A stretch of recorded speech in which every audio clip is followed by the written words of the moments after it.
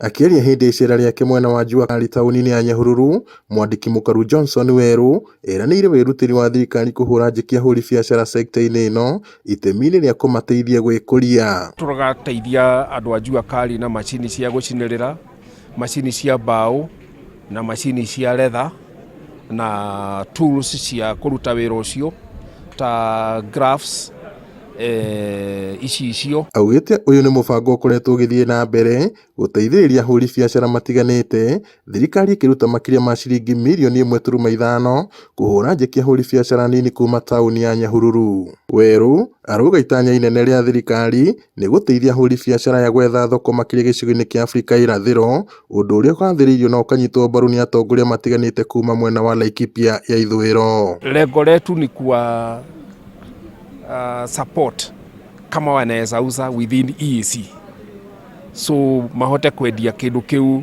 Rwanda, DRC, South Sudan, Tanzania, Uganda, Rwanda, Burundi uguo. Nĩ wega uguo maroka hamwe na makahota kũheo equipment nĩgetha cihote kũmateithia. Nĩ ngoria na ngakena nĩ ũndũ wa thirikari itũ gũkorwo ĩrĩ ya mbere gũkorwo ĩkĩrehe industries kana ũkũria wa iganda locally thĩinĩ wa icagi citũ, thĩinĩ wa taũni citũ, na nĩ tũrakĩona thirikari ĩrĩa twĩnayo nĩ renda twendereithie ũndũ ũyũ na mbere. Maugĩte ũteti nĩ ũgũteithia kũgacĩrithia mĩbango ĩno gũkũ magĩkĩrĩtana kũrĩ a Kenya gũgathurana na ũigĩrĩrĩki na ũgĩ, na ũguo gũthura atongoria marĩ na kĩoneki gĩa kwanahũra sector ĩno. Ngoria atongoria aitũ arĩa maratũthura mathure atongoria arĩa mena kĩoneki gĩa kũrehe ũkũria wa iganda thĩinĩ wa Laikipia County, thĩinĩ wa Igwamĩtĩ Ward, thĩinĩ wa icagi ciothe iria ciarũma handũ othe Kenya. Na ningĩ ũguo tũrauga o ũguo ningĩ no nginya tũkũhimiza andũ a Laikipia makageragia kũgũrĩra andũ aya indo iria